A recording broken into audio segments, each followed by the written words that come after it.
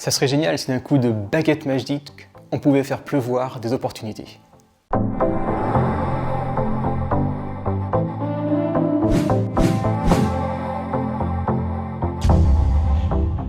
La vérité est un petit peu plus compliquée. Et malheureusement, les opportunités ne tombent pas toutes seules. Alors pourquoi je te parle d'opportunités dans cette vidéo?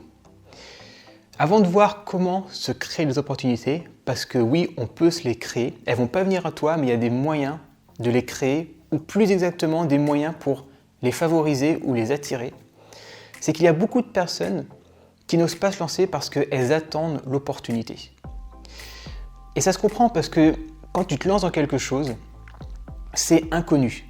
Tu es face à quelque chose que tu ne maîtrises pas, que tu ne comprends pas, et tu vas avoir peur d'aller dedans. Et tu vas te dire, si je me lance comme ça ne marchera pas, il faut que j'attende une opportunité, il faut que j'attende quelque chose qui me propulse directement, ou qui m'aide, ou qui me coach, etc.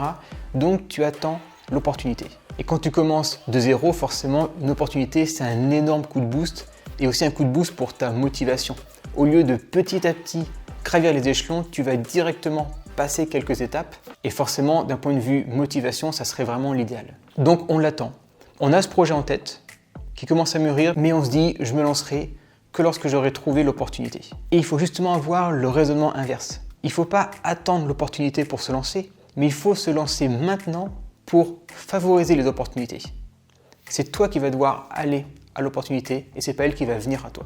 Comment faire alors pour créer un climat qui va attirer les opportunités? La première chose, elle est toute simple, mais on n'y pense pas forcément, ça va être d'en parler à un maximum de personnes. Parler de ce que tu es en train de faire à tes amis, à ta famille, à tes proches, et pourquoi pas même, par exemple, à ton coiffeur, je sais pas, à ton boulanger, aux personnes que tu vois souvent. Et le but d'en parler, ça va énormément favoriser les opportunités parce qu'en fait, tu vas un peu planter une petite graine dans l'esprit de quelqu'un.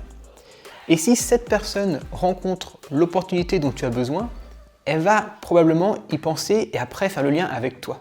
S'il n'y a que toi qui connais ton projet, il n'y a que toi qui pourras visualiser et attirer les opportunités. Mais si ton projet ou ce que tu es déjà en train de faire, tu le mets dans la tête de plein de personnes, et bien toutes ces personnes pourront à leur tour faire le lien avec d'autres personnes qui auront besoin de toi. Donc tu vas créer une espèce d'énorme maillage, ce qui va permettre de toucher beaucoup plus de monde et du coup de favoriser l'opportunité. Par exemple, imagine, tu vas chez ton coiffeur. Toi, ton business, c'est par exemple de vendre, je sais pas, des gâteaux pour chiens, des gâteaux un peu originaux pour les chiens, pour leur faire une petite gourmandise quand ils sont contents ou voilà, pour gâter ton chien. Bon. Eh bien, imagine, tu parles de ça à ton coiffeur ou à ta coiffeuse. Cette personne va voir énormément de personnes tous les jours et en plus des personnes différentes. Et donc, si tu connais bien ton coiffeur ou ta coiffeuse, elle va peut-être, une fois que tu leur as dit ce que tu fais, eh bien, en parler régulièrement avec tous les autres clients qu'elle a et leur demander est-ce qu'elles ont un chien, est-ce qu'elle leur achète des gâteaux, etc. Et tu vois que juste en faisant connaître ce que tu fais à cette personne, donc à un ou une coiffeuse, tu vas pouvoir toucher beaucoup plus de monde. C'est un truc tout simple, mais il y a un énorme potentiel là-dedans. Et peut-être même qu'à terme, tu pourras mettre des petits prospectus sur son comptoir pour que les personnes sachent de quoi tu parles. Encore une fois, le but là, c'est vraiment de commencer ton activité. Alors forcément, tu vas toucher peu de personnes, et bien moins que plus tard ce que tu vas toucher grâce à ton business en ligne, mais il faut bien commencer par quelque part. Et si tu as 10 ou 20 personnes qui sont intéressées par ce que tu fais, vraiment intéressées, c'est déjà un très bon début. La deuxième chose, ça va être avec quel enthousiasme tu parles de ton projet. Forcément, si je reprends l'exemple de toi qui parles à ta coiffeuse sur tes biscuits pour chiens, par exemple, si tu en parles avec passion, elle va avoir bien plus envie de te recommander parce qu'elle va sentir cette passion, elle va sentir la motivation que tu as et on va plus facilement recommander quelqu'un qui est passionné par ce qu'il fait plutôt que quelqu'un qui dirait « bon, je fais mon projet, voilà, je vends quelques biscuits, point ». Ça ne va pas forcément donner envie. Donc il faut aussi que tu donnes envie aux personnes à qui tu présentes ce que tu fais, qu'elles-mêmes aient envie d'en reparler à d'autres personnes. Donc vraiment, parle avec passion, suscite l'émotion et ça te permettra de toucher plus de personnes et encore une fois, d'augmenter tes chances de saisir une opportunité. Un troisième point très important, ça va être la clarté et le sérieux de ton discours. Quand tu vas présenter ce que tu fais à quelqu'un, il faut que tu aies un discours assez rodé et assez prédéfini, que tu aies les mots-clés, que tu connaisses quels mots employer pour avoir quelque chose de bien structuré. Ça va vraiment amener du sérieux à ton discours et on aura beaucoup plus envie de travailler avec quelqu'un qui aura déjà un discours bien rodé et dont il sait de quoi il parle, plutôt qu'une personne qui est un peu confuse dans ce qu'elle dit. Alors je suis d'accord qu'au début, c'est pas du tout évident d'être précis, ça vient avec l'expérience, mais essaie de réfléchir un peu avant à 2-3 mots-clés que tu voudrais à chaque fois utiliser dans ton discours. Par exemple, si je reprends l'exemple des biscuits pour chiens, tu peux à chaque fois utiliser le mot biscuit gourmand peut-être.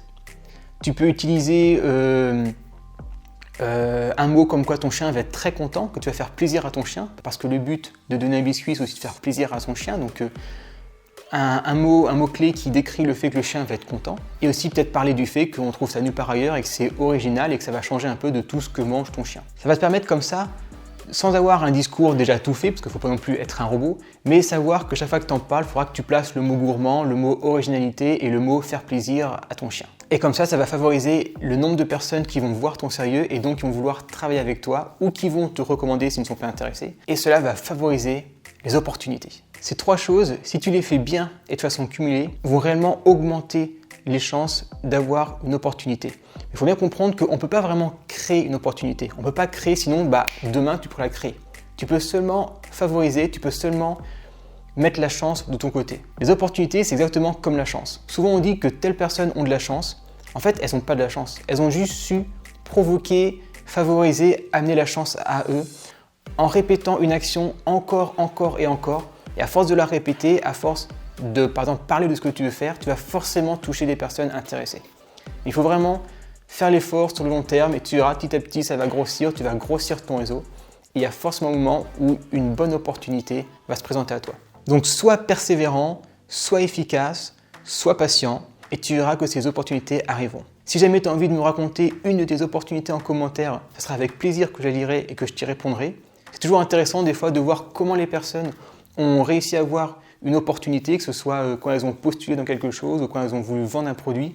Des fois, on trouve des choses assez drôles et assez originales et ça peut justement inspirer d'autres personnes.